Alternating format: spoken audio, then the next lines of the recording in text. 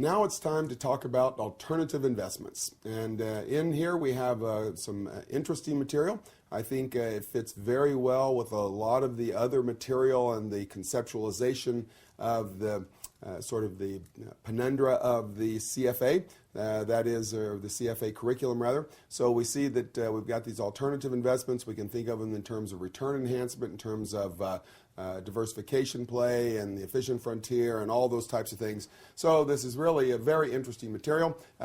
Most of what we're going to see here is focused on institutional detail, sort of what you would look for and what you would have to be aware of if you were in charge of the alternative investments allocation in, say, an institutional portfolio. But there's still interesting concepts and I think highly testable material, so stuff that you're ultimately going to want to be on top of. Now, the first reading here is cleverly titled Introduction to Alternative Investments. So let's just dig in and see what we can learn.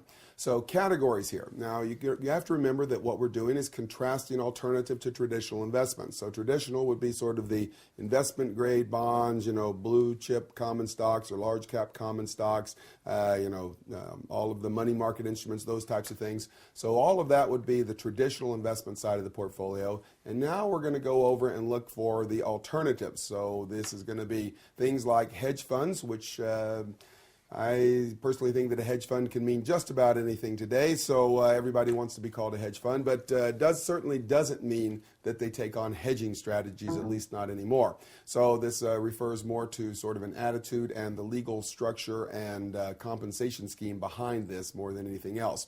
Private equity, so this is exactly what it says. It's going to be equity investments that are from a private entity rather than public, and we'll get to get a much closer view of this, and in fact a dichotomy that exists within this category as we run through this material.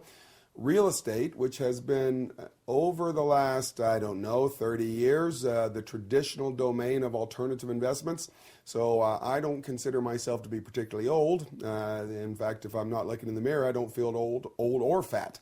But when early in my career, when we said alternative investments, what we really meant was real estate. So there was maybe a few other things around there, but real estate was a mainstay of the alternative investment world for a long time. We have, of course, over the last, say, 2 decades, developed a much greater variety here, which you see and manifest in this slide. So hedge funds, private equity, those are things that have grown up, like I said, in the last couple of decades.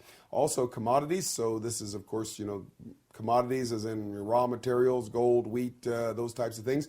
What we normally mean when we talk about commodities, or I think what people normally mean when they say we're investing in commodities, is they are accessing commodity returns via a derivative instrument, so a futures contract, something like that. And we'll get to talk a little bit about that. And then, of course, there can be others too. So, collectibles, so stamps, rare coins, those types of things. So I don't know that plays a big role in the institutional portfolio, but these others certainly would or could play a big role in the alternative investments category, which I think has been expanding as a percentage of the strategic allocation for most institutional portfolios. And I think it makes for a great area of robust analysis. And there's a good designation available in this that you can look into as well after you finish your Chartered Financial Analyst and activities. So alternative versus traditional here, what we're going to see, of course, is different types of assets that are going to be held. So one's going to be kind of investment grade bonds where we have a very high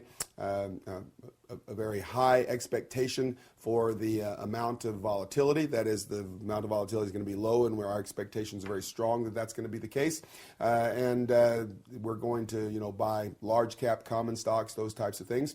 Also, we're going to be buying equity shares in a corporation, whereas when we talk about alternative, we're going to be dealing with different types of legal structure surrounding our investments. So frequently, something like a limited partnership would be maybe the most common structure, at least outside of the REIT world, or real estate world. So we're going to have typically higher fees associated with this, and that partially stems from the fact that the management involvement in alternative investments, or the requirement of the fund managers is to be involved in the underlying asset, is much greater. So I can put together a portfolio of large cap common stocks and I can issue buy orders and I can never think about them again. But if you're doing some type of alternative investment, then typically the management of this fund is going to have to be much more involved. These are often less liquid. I would say they are much less liquid in some cases. So we're going to see that you may be getting into this for 8 to 12 years. And I suppose if you're desperate to get out, you might be able to do that, but it's going to be something that you're going to have to take a very large loss on in order to get out before that time. So these are very illiquid investments, at least in some cases. There's going to be a lot less regulation. That's going to be a good thing on some fronts, but that's also going to mean a lot less transparency in what gets reported, and so you're going to have to some good and some bad associated with that, and then potentially different tax treatment based on either tax codes or the way that they generate gains and the way those gains or profits come back to you as an investor in an alternative investment fund. So lots of differences here between traditional and alternative.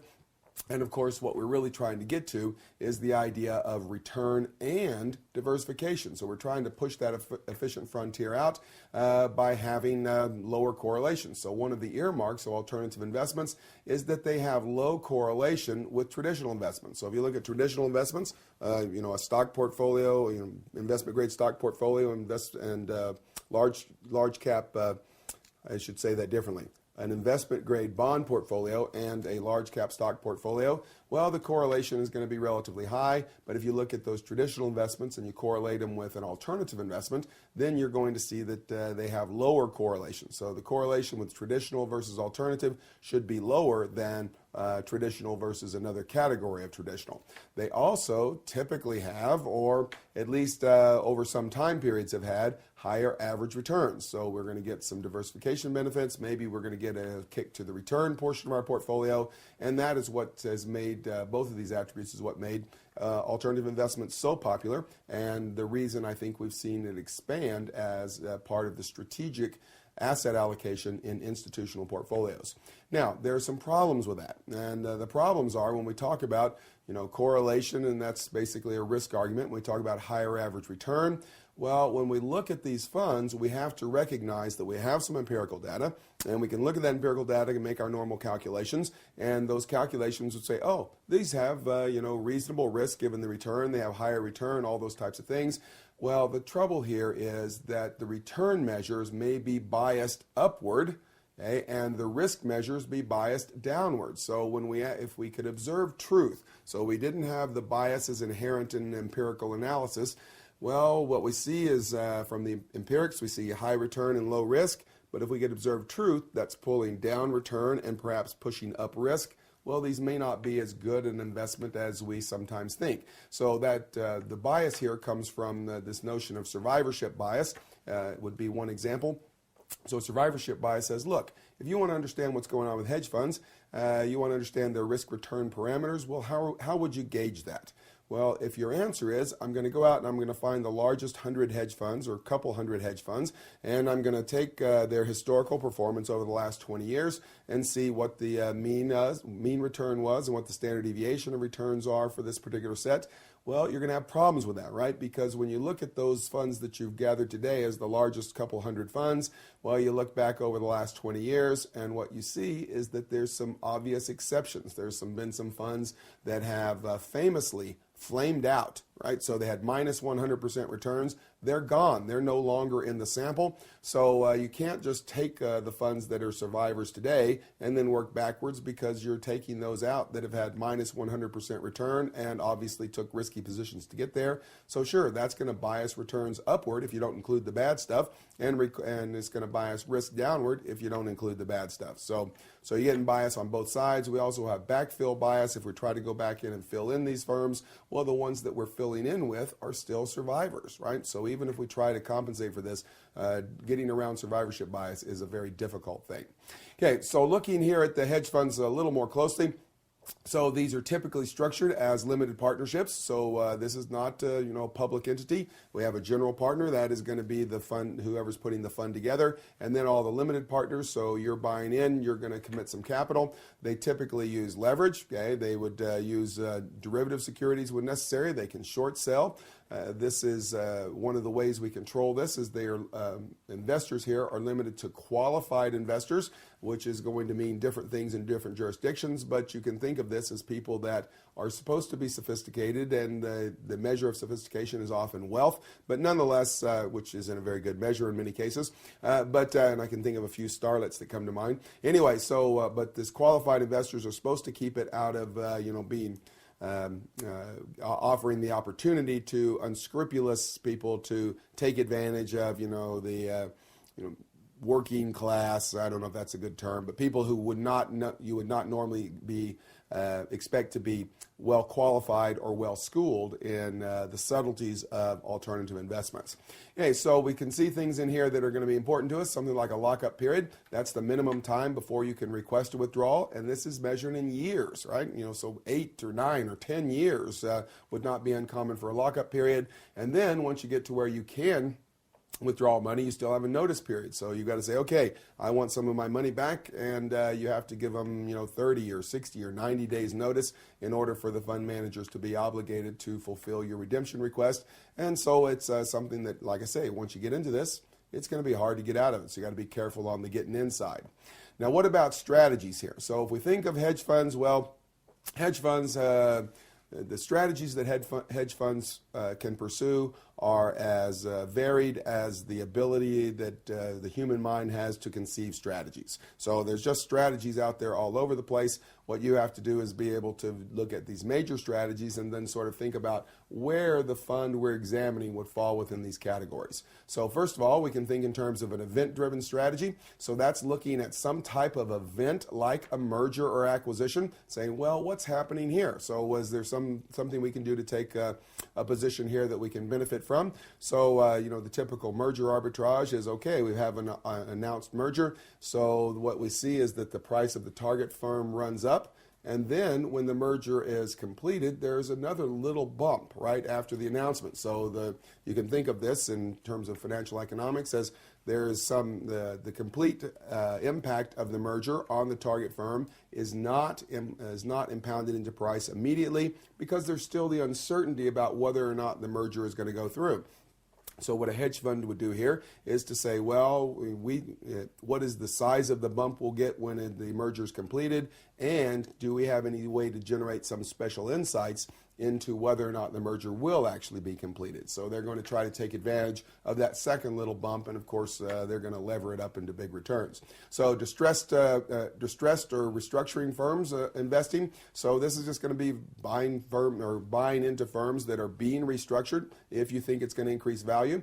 If there is an activist shareholder, so if you think there's an activist shareholder that is building up a position, they're going to take a seat on the board. Well, maybe that's going to get rid of some asymmetric information or some agency costs or something like that, and that's going to increase firm value, and the hedge funds are trying to take advantage of that. And then this last one, of course, is pretty broad, special situations. So anything that's going to happen, big asset sales, those types of things. Well, if there's a special situation in a firm, you've got hedge funds out there that are examining it, looking at the securities that surround the firm, that could be issued by the firm or even by the firm's competitors, and saying, well, what is it that we could do to potentially capture some payoff here? All right, so that's the first one. The second in the terms of strategy would be relative value strategies. So convertible arbitrage, so this is looking at convertible bonds versus the underlying common stock. So in other words, the convertible bond has an embedded option in it. You look at the common stock, you look at then try to back out the value of this embedded option. And there was some notion, and I think they proved this was right given the proliferation of convertible arbitrage hedge funds early in the hedge fund legacy, that those options were mispriced and they were able to exploit that, right? So to the extent that those embedded options are not mispriced, well, we could have these convertible arbitrageurs coming in and taking advantage of that. And I think of this as the origin of hedge funds, actually, because these were the first ones that I really studied. And there's certainly an old category of hedge fund, but I don't know if they're actually the first. So asset-backed. So this is looking at relative values between different asset-backed securities, different maturities, those types of things. General fixed income. So we're looking here and say, well, what can we do in the fixed income market? Can we find those things that are mispriced? Volatility strategy. You're going to trade options, okay, which trade based on implied volatility, and contrast that with expected volatility and see if there's anything we can exploit. And then finally, multi-strategy just says, well, this is going to go across many asset classes, and we're looking at relative value between, say, loans and bonds, right? So we're going to see if those things, the pricing between them is right. And if it's not, or the spreads between them becomes bigger, well, we can take a position to benefit from that. Okay, so macro strategy. This is where we're going to trade these securities. Currencies is really where I think of this, but also commodities. But we're going to do it based on global economic trends. So we think this region's rising, this region is flat. Well, maybe we can structure currency trades there or take positions in relative currency that is going to give us some return in the long run if those trends continue. Okay? And then equity hedge fund strategies. Market neutral, of course, is obviously a famous one, and that's where you have equal long and short positions. So the notion is you've got some idea of mispriced securities, some that are overvalued, some that are undervalued, and you're going to take long position in undervalued, short position overvalued, but you're also going to match those up so that if the market goes up or down generally, well, since you're both long and short, okay, then you're not going to be subject to those market trends. Okay, fundamental growth is identifying, of course, high growth companies. So that's just saying, hey, we're going to go out there and find these companies that have a high growth potential where that growth has not yet been impounded into stock price. And that is not much different than what we would see in a number of sort of growth-oriented mutual funds. Continuing on with our equity hedge fund stuff. Fundamental value. Here we're just looking for undervalued companies. That's the mantra of active management in the mutual fund industry again.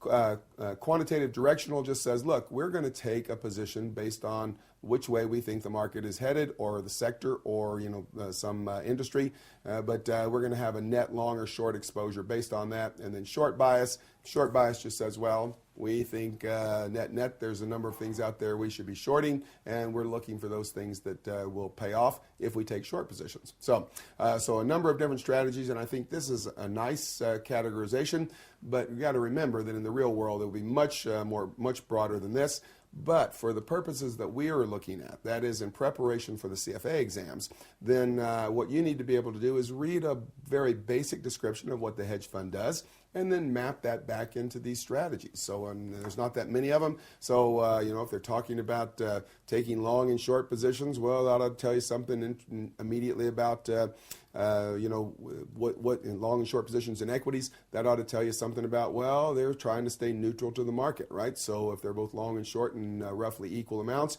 well, that's going to be a market neutral strategy, or whatever it happens to be. So anyway, so read a brief description, plug back into these different strategies, and identify what's going on.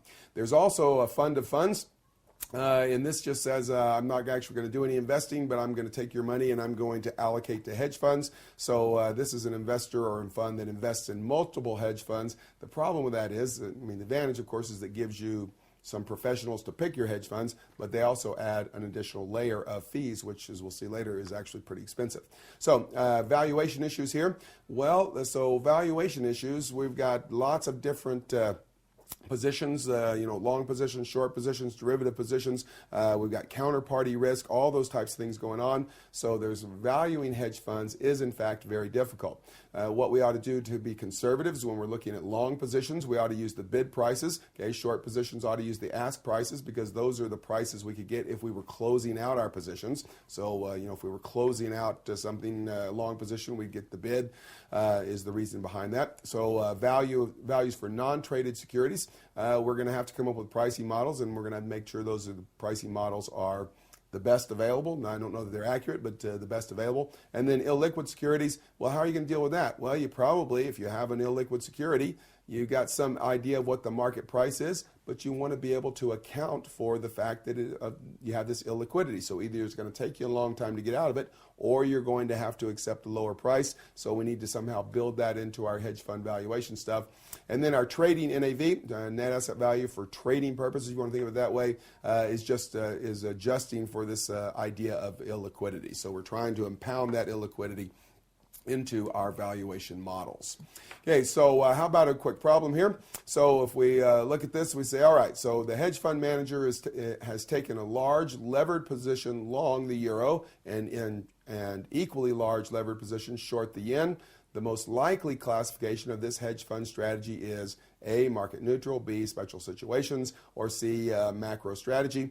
Well, once again, so this is, I think, a fairly simplistic example, but what we're doing is we're getting a whiff, a brief summary of what the hedge fund is doing, and then we're trying to allocate it into one of these strategies that we just finished talking about. Well, let's see, they're both long and short, so that would sort of indicate market neutral, but, I mean, this is currencies, and they're currencies between different countries, so it's... they're long and short, but it's not equities, it's these currency things. So I don't think market neutral is what we're looking at here. We wouldn't expect the rise of the market to necessarily be something we're worried about if we're trading two different currencies. Okay, so special situations, well, nothing too special about this. So in this case, I think it has to be a macro strategy where we're looking at these different trends. So we think the euro is going up since we're long the euro, and we think the yen's going to fall since we're short the yen. So anyway, this, like I said, simplistic example, but that is, I think, what you are needing, the way you need to approach this. We don't have, the information we have is fairly thin, so you're not going to have to dig way into the activities of the hedge fund to see what's going on. So I think you can take this as at face value might be one way to say that. In other words, when you see the description, what comes to your mind is likely to be what is the right answer. So anyway, let's move on and talk about some private equity stuff. So here's where we're going to invest in private companies or to take public companies private. There are, I think, two primary categories here that we're going to see, and this is going to carry on through the curriculum. That would be leveraged buyout firms and VCs, venture capital firms. But we could also put some other things in there, developmental capital, pipes, those types of things. Also distressed investing. Distressed investing would also be potentially a domain of what we'd call a hedge fund, but that is sometimes called private equity. In fact, I see people that lump the hedge fund industry under private equity in many cases. So the first two here, leveraged buyout, venture capital, that's probably where you want to focus, but there's not like we have a government agency that's telling us what categories go under where, so we have to be a little bit general in terms of the decision, or in terms of the dichotomy here. Let's start off talking about leveraged buyouts. So leveraged buyouts, of course, the word leveraged, when we use that without any modifier in finance, normally means we're borrowing money. So we think of financial leverage. We also have, of course, operating leverage. So we don't use that term very carefully. But if we talk about just leverage, that's what you hear. That means we're borrowing money or we're leveraging up, that type of thing. So if we talk about a leveraged buyout, that means we're borrowing money and we're going to buy out a firm. So this is the most common type of private equity strategy. Okay, use lots of debt here. So some bank debt, high yield bonds may be issued in conjunction with this. May also involve some mezzanine financing. That is some subordinated debt that is going to have some sort of special features, but basically used in firms that are preparing to go public. So that would be a place where a leveraged buyout firm could jump in before the IPO. We have management buyouts. A management buyout would be where we're going to have the current management team involved in the purchase. So the current management team is going to help, probably hire some assistants in doing this, but nonetheless, they're going to go out and raise some debt capital and they're going to buy the firm and take it public. And then a management buy-in would be where a management team was going to buy the firm and replace the acquired company's existing management. So all those would fall under the heading of leveraged buyouts. But I think you can think the most common type here is just simply a going private transaction. That is, we've got a publicly traded firm and we're going to have some equity, but we're going to borrow a lot of money and we are going to buy the entire firm and take it private. All right, so the other side of this would be venture capital. So again, I'm talking about private equity. The big dichotomy here is leveraged buyout firms versus venture capitalists. So this is investing in very early stage firms. It could be, formative stage, meaning that, they've got a business plan, market potential. It could be seed stage where we have a product or a beta, we're doing some market research on. Early stage, this is where we're trying to actually begin production and make sales and just to generate cash flows. Okay, a later stage investment would be, well, now we've got established market and established product. We need to move to profitability, that is ramp up production, go nationwide or worldwide with sales, whatever that happens to be. So we're going to ramp things up here. And then again, mezzanine, that is it's still a small company, but it is a company that is getting ready for an initial public offering, an IPO, and we're going to jump in and do some financing at that point to carry them from the current period up to their IPO when things should change for the company in terms of access to the capital markets and things like that. So what about structure and fees? Okay, well, typically these are going to be limited partnerships. So this means that, again, if you are a limited partner, you're going to commit some money to this entity, but your entire risk is the amount of money that you have committed. So it is a limited liability structure here. The general partner is responsible for all the debts, but you as a limited partner would be someone who's owned, the most you could lose would be 100% of your investment.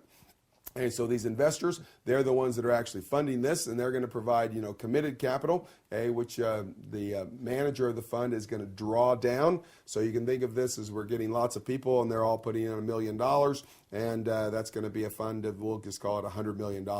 And then as needed, management will draw that down based on when they find new investments or good investments, and that could take a period of years to get the capital completely drawn down and invested into the portfolio companies. Okay, so management fees typically 1 to 3% of committed assets. So we're going to see that this is going to be just off the top. Frequently, this is not necessarily committed in terms of promise, but actually those management over the fees that are actually being utilized by the fund. That is, they've used the funds to buy portfolio companies. So incentive fees are going to be paid on top of that. It's going to be 20% of the profits would be a frequent number. That's not standard. That's not anything, again, that the government would determine, but that would be standard in the private equity industry. So these fees are paid periodically. Well, what if they have good performance early on in a company and then it kind of sags a little bit at the end? It could result in the total fees being more than 20% of the profit over time. In that case, there's frequently a clawback provision which says that management might have to give back some of those fees in order to make sure that the limited partners do in fact receive 80% of the return.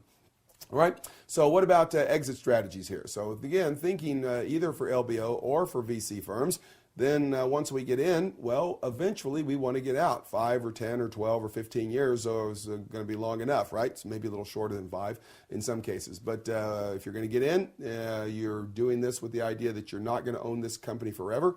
You're not a management company. You're not building a portfolio of companies to hold.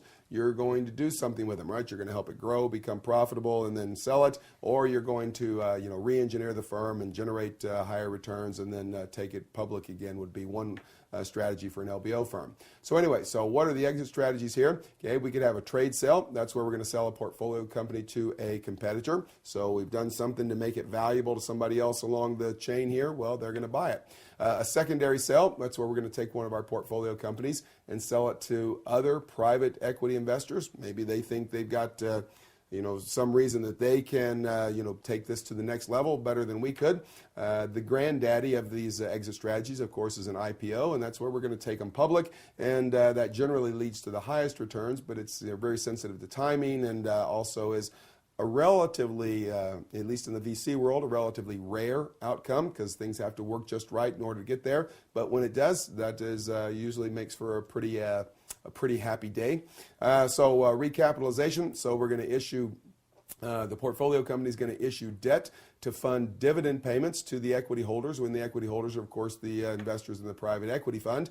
So it's different than these other exit strategies because you still own the firm, but you get at least some portion of your return back through the recapitalization. And then the unhappy day is when you do a write-off liquidation. You get together in the parking lot of whatever building you've been working in, and you sell off some desks and some chairs, and you got a little cigar box that you put all the money in, and at the end of the day, you got $1,800 left on your $6 million investment, but that's the way life goes sometimes, right? So anyway, what about private equity valuation? So private equity valuation, same techniques used to value publicly traded companies are used to value private equity portfolio companies. So we've seen this before. There's nothing really new here. It's just that we're applying it in this asset class is going to require some special considerations, but we can use a comparables approach, right? A price to earnings, an EV to EBITDA, a price to sales ratio. Okay, we could go in and do a discounted cash flow analysis. That would make sense. So we find out what the cash flows are. We discount them back to today. We could do an asset approach. So what are the value of the assets? Okay, what would be the value to replace them? We can think about replacing the financial structure if we needed to in terms of cost, all that sort of stuff. All of these are things that we've talked about in conjunction with other assets elsewhere in the curriculum across all three levels. So there's nothing new here. But the private companies may require different discount rates or different price multiples than publicly traded companies because you have different issues you're dealing with. So when we think of, I think the best way to see this is to look at the multiples. So if you're trying to value a portfolio company held by a private equity firm, and you're using the price to earnings ratio as your comparable tool, then well, if you go to the newspaper and you get a PE ratio for a few similar firms or what you think are similar firms, well, what's the problem there? Well, if you got a private equity firm, you're probably talking about something that is illiquid. If you're going to the newspaper to get the comparables, you have something that is very liquid potentially. So you can't apply those multiples directly. You're probably going to have to modify them for the impact of liquidity. So liquidity is a big deal. Private equity portfolio companies are not necessarily liquid, so you'd have to make sure and adjust for that. All right? Okay, so let's turn our attention now to real estate. So as I said earlier, real estate was alternative investments for a long time. I'm glad to say I like real estate. I'm a real estate investor, but I'm glad we have other alternatives within the real estate class now. So what kind of real estate can you invest in? Residential real estate, commercial real estate. Well, that makes sense. You can take an equity position. You can have a levered purchase. Okay? You can also get involved in the debt side of it. That is, you can finance other people's purchases or buy mortgage-backed securities. Okay? What you're probably going to see a fair amount of is some in terms of alternative investments, is a portfolio process where we're going to access some sort of aggregation vehicle like a REIT, a real estate investment trust. So if you want to own office buildings and you happen to be an insurance company, you have a portfolio, so you've got a portion of that invested in alternative assets. Well, it is true you could go out and buy a building, but you can also go out and buy REITs and buy a portfolio of this company that holds a portfolio of buildings might be an easier way to access that. So REITs or other aggregation vehicles would be one idea. And then, of course, farmland, timberland, if you have a very long-term play here, then that could be a profitable venture as well. So what about valuation? Well, if you've ever bought a home, then you're familiar very likely with the comparable sales approach. That just says, hey, here's a house, somebody wants to buy it. We go find 3 other houses nearby that have sold in the last, let's say, 6 months. And then you do adjustments. Well, the comparable over here was a little older, so we have to jack up its price. And the comparable over here was a little bigger, so we have to bring down its price. But you try to turn those into comparable properties and infer the value of the subject property from the comparables. Okay, the income approach. Okay, so this is the present value of future cash flows. Okay, that shouldn't surprise anyone. That's the biggest single hammer we have in the CFA curriculum is going to be, discounting cash flows. Okay, so we can either discount cash flows individually. We can also do what's sometimes referred to as direct capitalization. That is, we're going to take the NOI, the net operating income. So that is just going to be, the gross potential rents minus vacancy and collection minus operating expenses. So net operating income, also sometimes called free and clear, and that's not a bad memory trigger because the net operating income is the pre-tax return to an owner that owns the property free and clear. That is without any sort of lien, so you don't have to pay the bank. So anyway, take the net operating income, divide it by the capitalization rate. This is sometimes called a required rate of return. It's probably best for a CFA candidate to think of this as R minus G, so in other words, the denominator in the Gordon growth model. But nonetheless, we can just call it the cap rate or even the required return. So we take that NOI, divide it by the cap rate, and that's going to give us the capitalized value of this building. Okay, we can also think in terms of the cost approach, what would it cost to buy the land, the sticks and bricks used to put it to build the building, and then move through that process. Okay, this is frequently used, especially if the property is somehow unique, or the usage of the product of the property would be confined to a smaller group of potential buyers, those types of things, then often we have to go to this cost approach. Okay, so what about real estate investment trust valuation? So we're going to see if we're looking at a REIT. Now remember, a REIT is just a company that is, it's like any other sort of, we'll call it corporation, with the exception that it has some special restrictions on what it can do. Okay, it has to make real estate investments, and they have to be what we might sometimes think of as passive. So they're not doing a lot of real estate development, right? So they own and manage buildings, and then they pay out a lot of their earnings as dividends, so more than 90%. Well, if they do that, then they have some tax considerations that go along with that. In particular, if they comply with all the regulations, they're not taxed at the corporate level or at the entity level. They pass those dividends down, and the dividend receiver is taxed at a personal level. So how would we go about valuing a REIT? Well, we have this, funds from operation, also adjusted funds from operation. So funds from operation is just going to be net income, and then we're going to add back depreciation expense and subtract off any gains or add back any losses on the sale of the assets. So in other words, what we're trying to do is get to the idea of what would be ongoing operational cash flows. So we're going to take that, and then we're going to capitalize it. So we're going to have some sort of cap rate down here. And adjusted funds from operations would be the same thing, that is FFO. But here we would also, the adjustment, the A in that, is that we would subtract out sort of required ongoing maintenance type things. So we're sort of backing out more of the operating expenses. So if we think there's going to be some sort of capital expenditures on an ongoing basis, we would try to adjust for that in the adjusted FFO. Now, I don't think that there's a lot of detail in the underlying curriculum on this, so if you know basically what FFO is, the adjusted as FFO, I think that that's sort of where we're headed in this particular reading. Okay, so we could also look at an asset-based approach, and that is we're just going to calculate net asset value. So what's the value of the properties they own? Subtract off any liabilities if they have any, divide by the number of shares outstanding, just like we've talked about with mutual funds, right? So that would be the NAV of a mutual fund. Here's the value of the securities minus any debt, then divide by the number of shares outstanding. Same thing here, would give us an approach to come up with the value of a share in a real estate investment trust.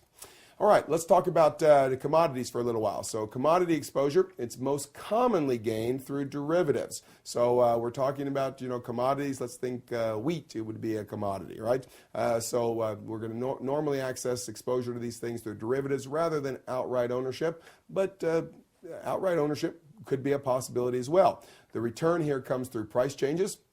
So there's no particular income associated with holding one of these commodities. So it has to be, the price can go up, price can go down. That's going to be what generates our return. These are a good, over the long run, commodities are a good hedge against inflation because these are the commodities. They're used in the production process in the underlying economy.